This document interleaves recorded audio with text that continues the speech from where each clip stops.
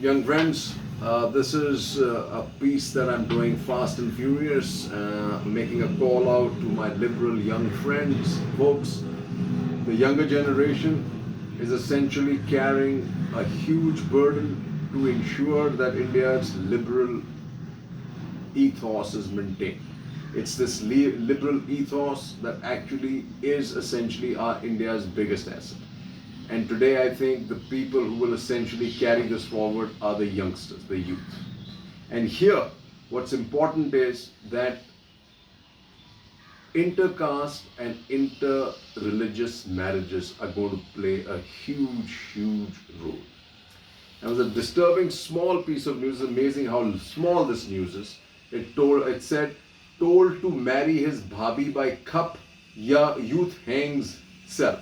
A 26-year-old hung himself to death at his home in Jharkhand's Ramgarh on Tuesday after his village panchayat allegedly ordered him to marry the widow of his elder brother as a punishment for having an affair with another married woman.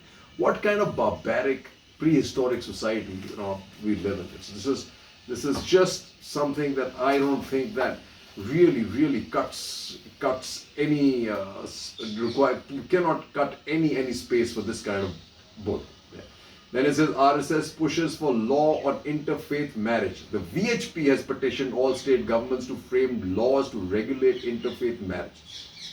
Indian laws already accommodate that. In fact, interfaith marriages and intercaste marriages are absolutely critical if we need to bring this country together as one.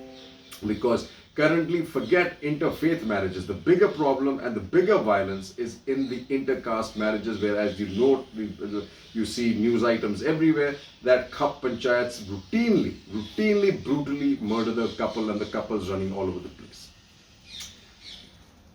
How do you explain, you're going after this interfaith marriage? The first inconsistency is that Haryana talks about a Muslim man marrying a Hindu girl, doesn't talk anything in reverse. How do you explain Dharmender ji converting to Islam to just marry two women?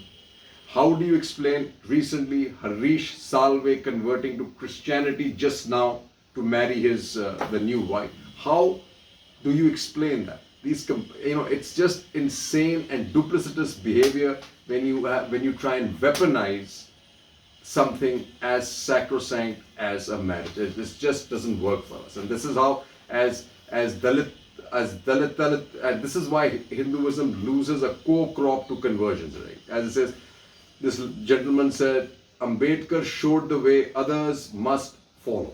He says, one may ask why Ambedkar left Hinduism, to which Ambedkar himself says, I thought for long that we could rid the Hindu society of its evils and get the depressed classes incorporated into it on terms of equality. Experience has taught me better.